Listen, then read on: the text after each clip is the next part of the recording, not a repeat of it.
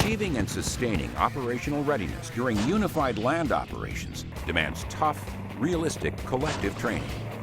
From Army aviators being called on to execute complex missions to leaders shouldered with the responsibility to synchronize air and ground maneuver and fires, the need to achieve mission readiness is clear.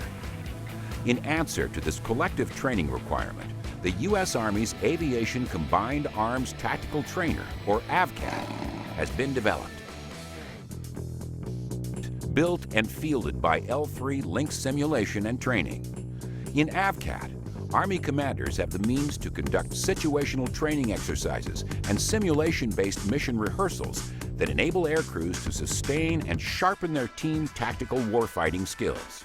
The concept of the AVCATT was started in the late 90s, and the first one was fielded in 2003. We currently have 23 suites fielded, with 20 in the States and 3 OCONUS being located in Germany, Korea, and Hawaii. These support the aviators in the fact that they're located where National Guard can use them, the active component can use them, and the National Guard Reserves. Under direction from the Program Executive Office for Simulation, Training and Instrumentation, AVCATT capabilities also have been enhanced by the integration and fielding of products delivered through the Synthetic Environment Corps, or SE Corps program. These products include common terrain databases, common moving models, and OneSAF. As a result of these enhancements, AVCATT's fair fight interoperability with other Army virtual simulations has expanded and is paving the way for full interoperability with other Army training initiatives.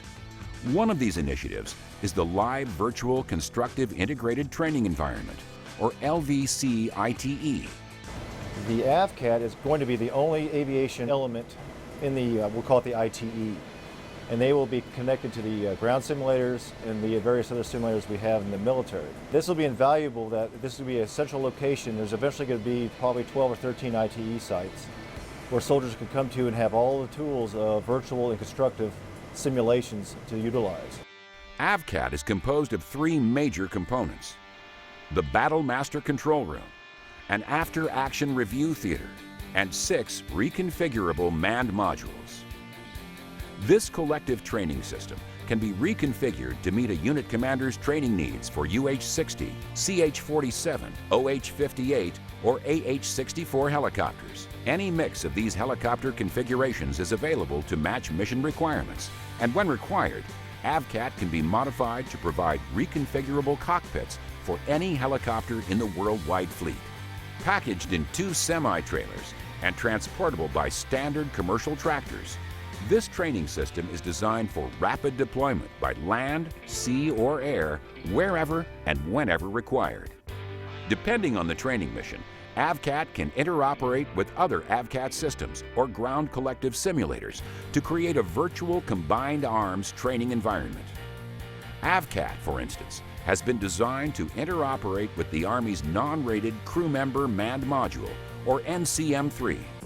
And it is a door gunner trainer. This will hook up with the AVCATT so that crews in the UH-60 and CH-47 will actually have live crews in a different simulator doing door gunnery, sling-on operations, hoist operations, or water bucket operations. The ability to do crew coordination will be just fantastic at that point. At the heart of AVCATT is its Battle Master Control, or BMC. It's home to the Battle Master, the unit commander or observer controller, the semi-automated force controller, and up to 4 role players. As explained here, the BMC provides a powerful learning and operations control environment. As an observer controller in the AVCATT, you're pretty much running the fight. You are what we call in the Army a battle captain.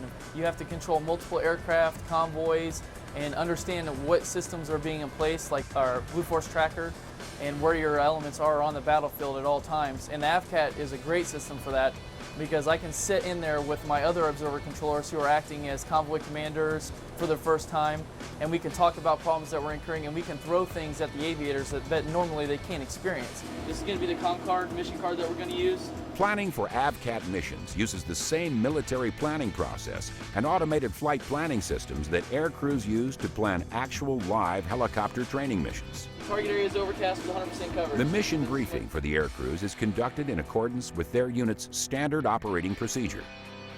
Once the planning and briefing are complete, it's time to execute the mission.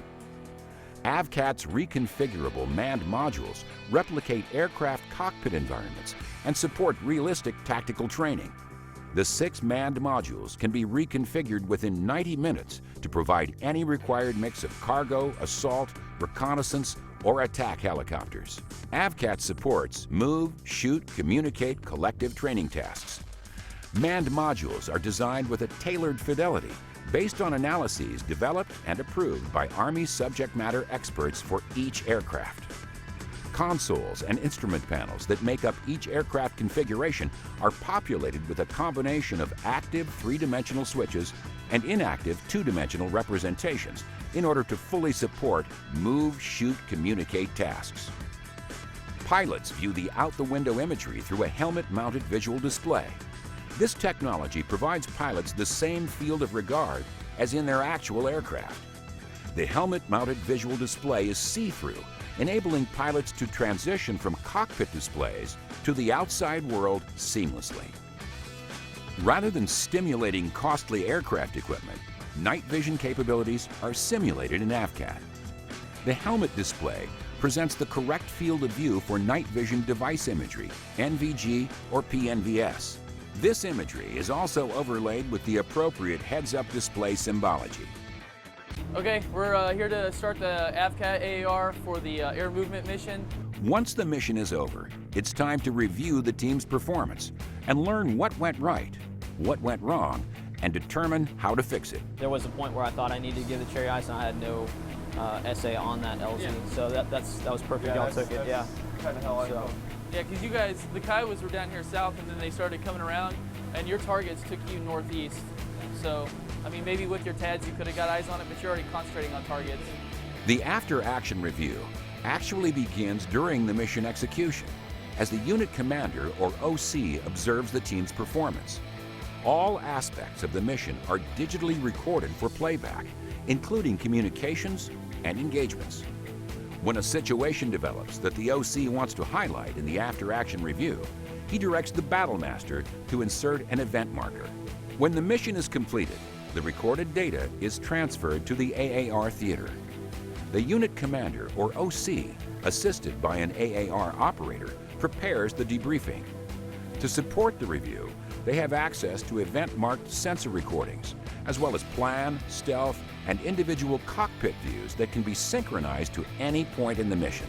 I retasked you guys because I was worried about the enemy engaging the convoys. They're moving into PZ Rambo. The artillery pieces, just not the ammo carriers that went along with them. So as far as that artillery threat to the LZ, we had taken care of that before moving to the BMPs. Okay, so the Apaches neutralized the artillery piece, but they couldn't get the crew because they got retasked by a brigade to go and attack the BMPs. AVCATT's comprehensive training capability not only is better preparing units to conduct full-spectrum operations, but it's also contributing to the Army's bottom line. In FY10, we flew 14,400 hours in the AVCATT. And if you take a look at those numbers and apply them to if they had flown those in the real aircraft, it would have cost roughly $45 million. The AVCATT costs $13 million to run. AVCATT is a proven system that prepares aircrews for challenging future missions. Since 2003, thousands of Army aviators have trained on AVCATT, many just prior to being deployed to combat zones overseas. The hallmark of this training system lies in its ability to support solid planning, the conduct of complex missions, and the opportunity to learn not to make the same mistake twice. AVCATT, mobile, reconfigurable, interoperable, and proven to provide realistic mission training and rehearsal anywhere, anytime.